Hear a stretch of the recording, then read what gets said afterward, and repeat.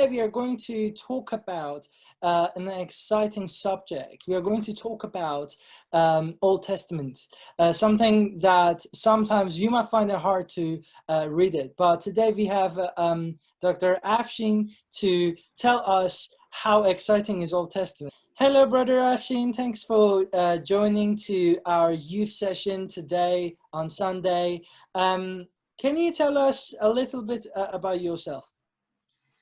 Hi, my name's, as you just mentioned, is Afshin, and my surname is Latifzadeh, and this is all my parents' fault if it is difficult. And I've come from a Muslim background. I became Christian 34 years ago, and I was in love with the Bible right from the beginning. And in 2018, I managed to finish my PhD in the Old Testament in the area of the Book of Psalms, actually. Great. Thank you so much. So we are going to have an interview about Old Testament, how to read the Old Testament, why we need to read the Old Testament, like why it's important to read the Old Testament, and what's the impact of Old Testament in our lives. So, as you mentioned, Dr. Afshin, you are basically specializing in Psalms, right? Is that true? Yes.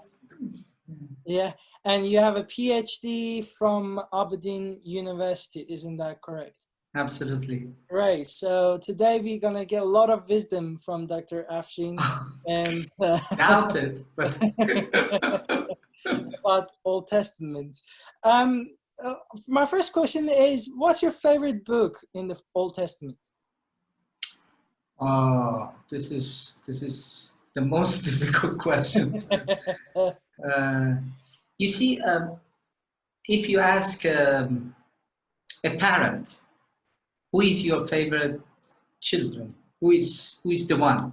This is you can't ask such a question, because each book has got its own specific taste, and I strongly believe that each is saying something distinctive, each is saying something special. So I love Old Testament as a whole. So I love to. Recently, I have started reading Torah, the first 5 books, because I'm teaching it at the moment. So I was in love with Torah, but now I am much more in love with Torah. But yes, Psalms, Torah, historical books, philosophical books, I love them all. But my understanding of them is not equal, because you need to concentrate on one genre and then you go deep. But I know that this is a great book. And it is, yes. Great. And why it's important to read it? Like, can you only read New Testament whole your life, or like why it's important to read Old Testament? Yeah, because there are some lessons that they are just in the Old Testament and not in the New Testament, and vice versa.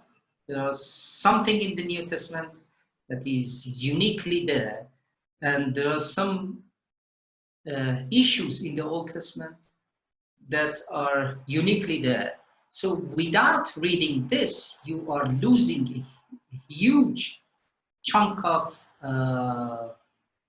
or source of material for understanding. So I think that it is very, very important to read, because there is a wrong idea that everything is in the New Testament. Everything.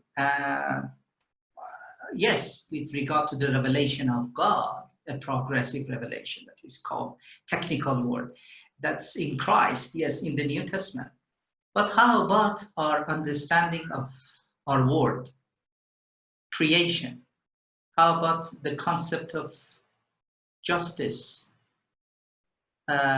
these are the themes that have been well said and well structured in the Old Testament. So the whole book, the whole Bible, gives us a fuller picture of what God is telling us, and not just the New Testament. Okay, great. So it's basically it's all of it together, isn't it? And all in Old Testament there is a lot of different ideas that we can take it from Old Testament that we wouldn't be able to read it in New Testament. Yes. Right. And my next question is, so how can we read Old Testament? Because, you know, in Old Testament, there's a lot of complicated laws, Jewish law, and there are things that can confuse us. So how can we read Old Testament in order to not be confused and understand it? Yes.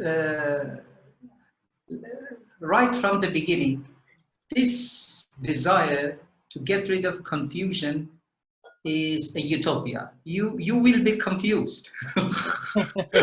so if you are getting confused, don't lose heart. Don't think that you are in the wrong territory. No. It is confusion is a bliss. There is a saying, and I strongly love the parts that my understanding is very limited.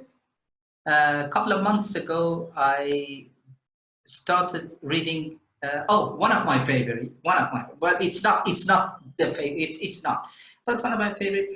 And I want to tell you why it is my favorite, because my understanding of this book was the least in comparison with the others, and it is the book of Leviticus. I think let's think about the book of Leviticus. I think it is the least read book in the history of mankind, or for especially for Christians, because lots of things there that. But when you dig deeper, when you go and wrestle with the text, when you grapple the ideas there, what is holiness? Why about these sacrifices? What is a sacrifice? And for instance, the very first word of this book in Hebrew, sorry, I'm not showing off, but in Hebrew, the very first word is Vaikra. Vaikra. So the book of Leviticus for Hebrews is Vaikra. Okay, and what does it mean, Vaikra? It comes from the root of kara, means to call. So Vaikra is a calling. God is calling his people to what? To come close. And the word there for sacrifice, korban, is it means bring close. So God is calling us to come closer to him through some ways. So you see that there is a logic behind even the least read book. You realize that this book is calling you, is addressing you right now, and as if that Vaikra is still calling. God is still calling us, calling you, calling me to come close. And now we know that we can go as close as possible through one sacrifice in Christ. But I just want to encourage your lovely listeners that they don't lose heart. They don't expect something unreal, not to face any difficulty, not to face any confusion, but to dig deeper. I'm saying to dig deeper. Something else that reading the Old Testament gives you, and it is not just about our understanding. I'm talking about our own being. The reading of the Old Testament slows you down. this is part of the nature of the Old Testament. So what do you mean by slows you down? Yeah. It's you cannot just read and pass. You cannot just read quick. It demands, part of our difficulty is that we are very quick people. We just want to give me something right now, fast food. You see, I have no time. But Old Testament, the Hebrew, I encourage everybody to learn Hebrew. Absolutely beautiful language, and then it slows you down. You cannot, for instance, Waikra, one word, Waikra. The one meaning is to call, but there are other levels of meaning. So one word can stop you and address you and challenges you and makes you think about this. So this is something that I love. I am probably because I'm very slow. I do things very slowly. So that's why the chemistry is there.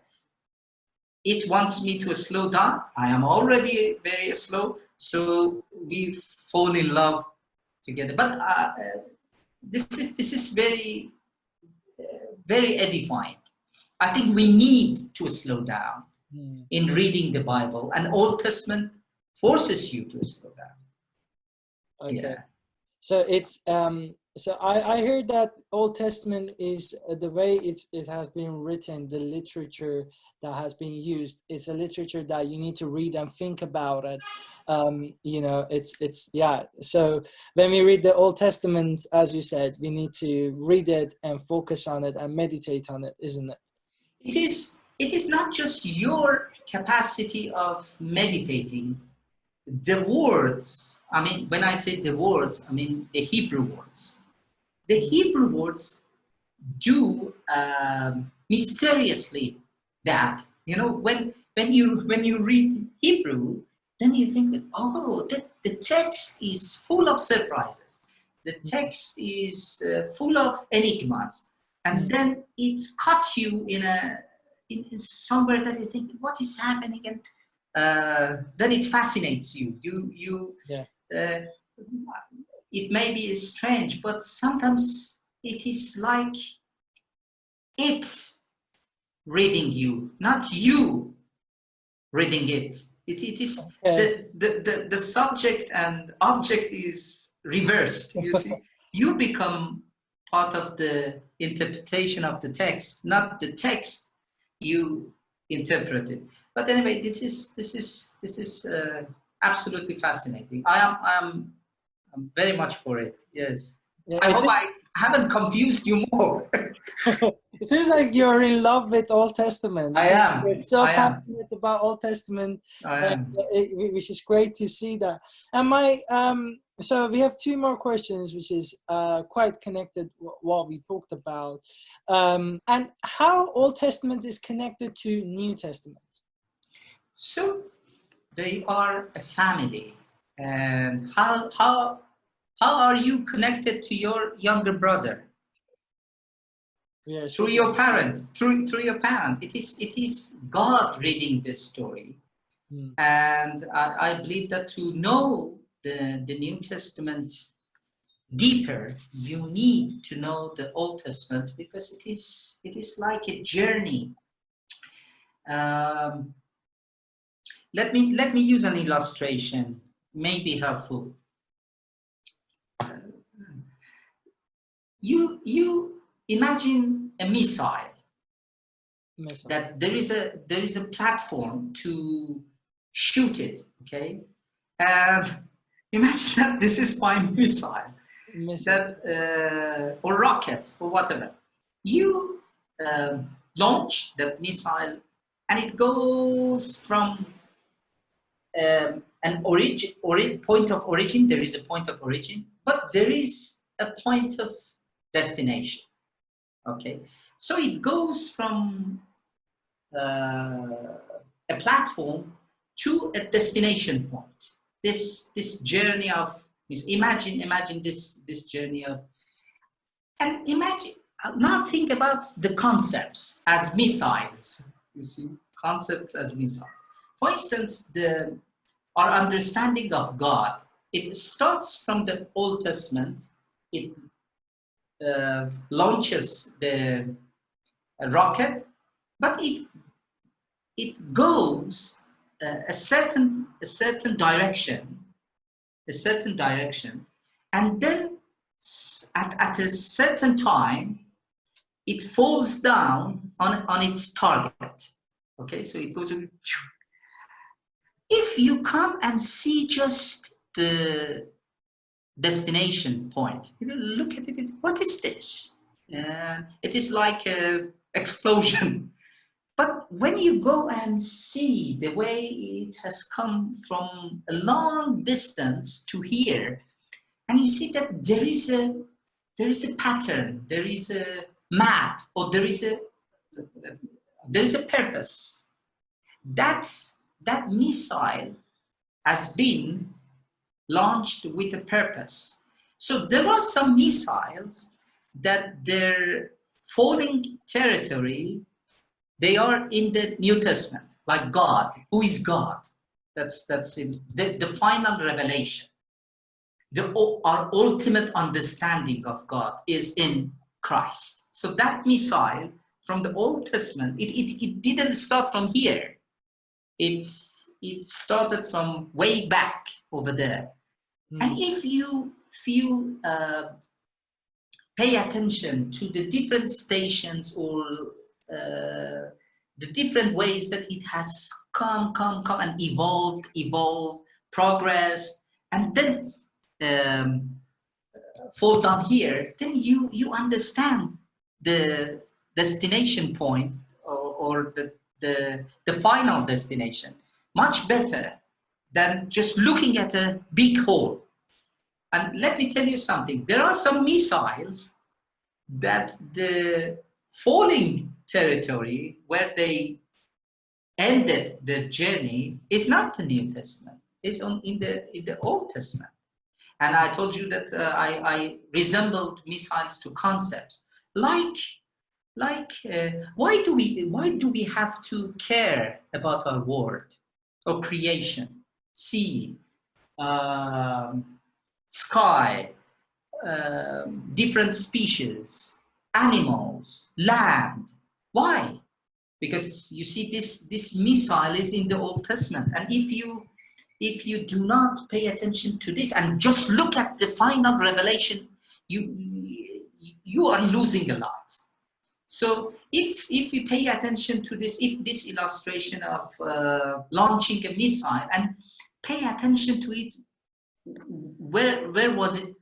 Where was the time that it dropped or it reached its destination?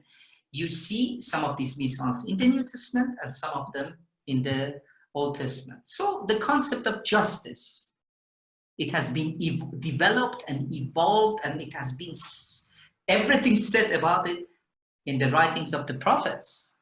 So, and justice is now one of the most important subjects in our world that has been neglected. Anyway, sometimes I tell my students, I don't know whether I answer your questions or I deepened your questions. But anyway, this is sort of... You create more questions for us. Yeah, the confusion is a bliss, yes. No, it was great. I really loved your illustration about the missile, that it's like a long journey, and some parts of missile was in Old Testament and some parts is in New Testament, and it's just great illustration. Even for me, like I learned a lot from this basically illustration. So now I'm going to ask you my last question. Okay. By this point, your listeners, they lost all their appetite in the Old Testament. Yeah. No, anyway. No, carry on. Yeah. No, it's great. So my last question is, why in the Old Testament we see different side of God, and in the New Testament we see another side of God? We to understand this very simple but important fact, that God meets us where we are, not where we have to be or where we should be. But God meets us where we are. But it does not end there. It's our journey starts when we are met by God, but we go to a certain direction or destination. So Old Testament is, for me, is where God meets people, where they are. And in that situation, people had certain understanding of God, certain knowledge, but this is the reality.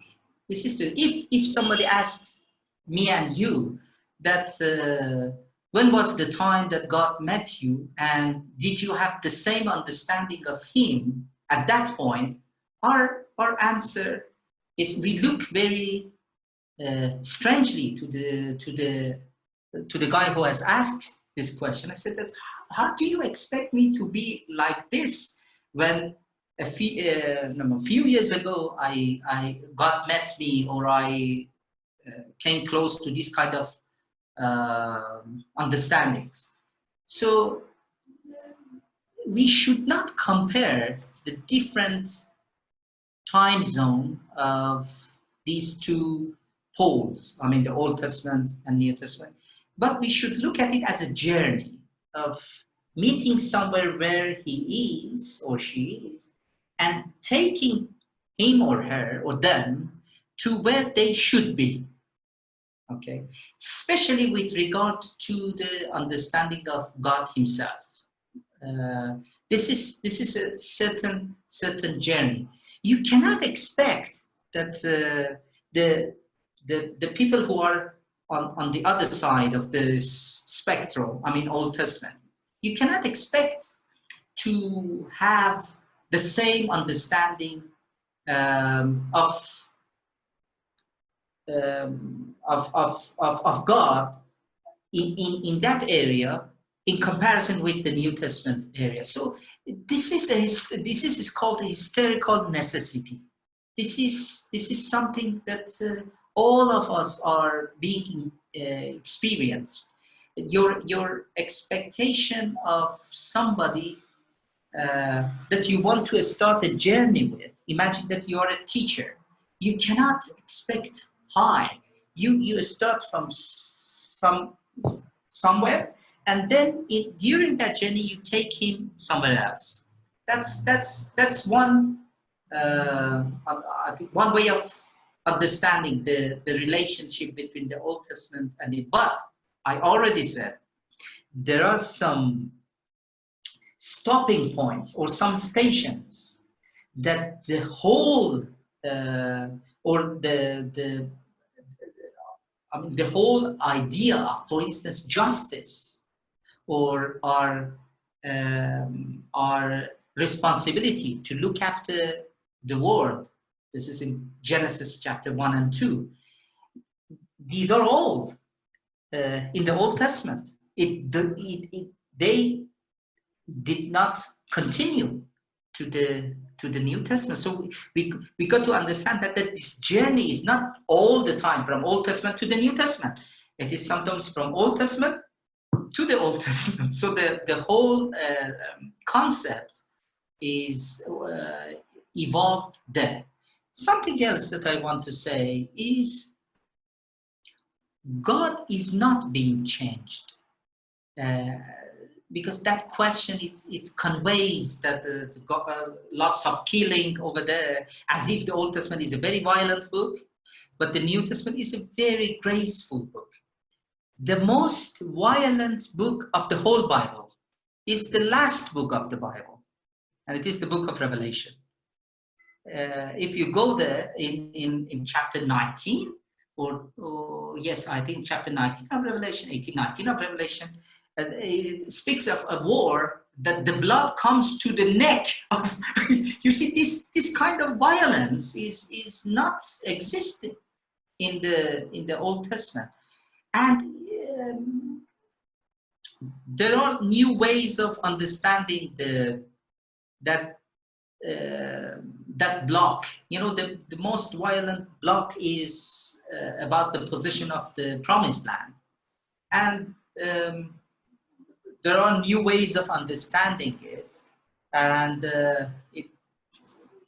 we do not have time, but I want to say that God is the same. God is merciful.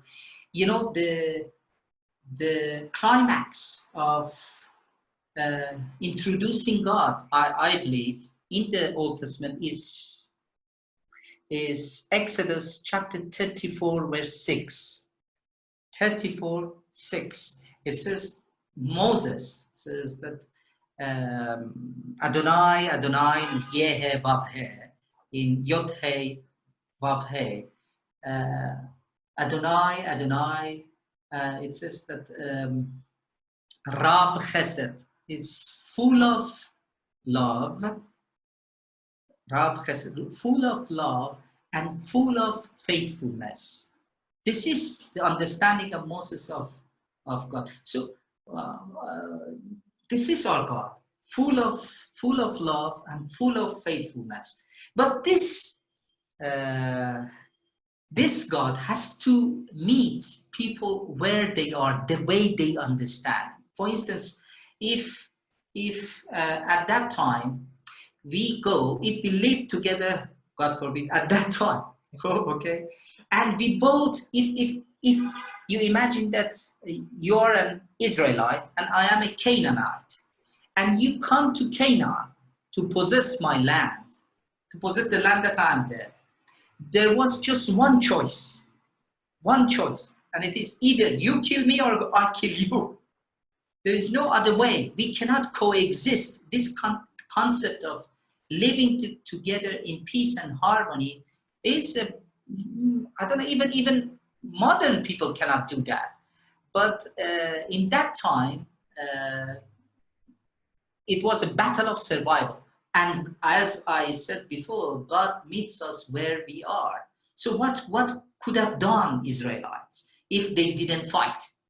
So there is, again, when you look at its specific time, there is no other choice than this. But God remains to be full of love and full of faithfulness. Great. Wow, that was one of the best explanation I ever heard in my life about like God in Old Testament and New Testament. And I really like the when you said God is unchanging, he never changes. He's the same God in the Old Testament and New Testament. It's just he meets us where we are, and also it takes time for him to introduce us, like himself to introduce to ourselves, which was really great. Thank you so much for joining us today. It was great to have you there. I'm sure our youngsters, they like basically took a lot from this video. Thanks for sharing your wisdom with us. Is there any final advices about Old Testament? Yes. Start reading it. start reading it and slow down. Yes. And please express in advance my apology to your listeners if they haven't already lost their limited interest. Amazing. Great. Thank you so much for your advices. Thank you so much for joining us today. And I think most of us here, they all enjoyed listening to you, Dr. Afshin. Dr. Afshin is a really great friend of my dad's, my father's. And how long have you been knowing my father? I think now nearly 30 years. Yeah, 30 years. 30 years. So yes. 30. Yeah, nice. So they are like literally best friends, and it's a privilege to have you in youth. And yeah, thank you so much for joining us today, and have a great day. Thank you. You too. Bye-bye.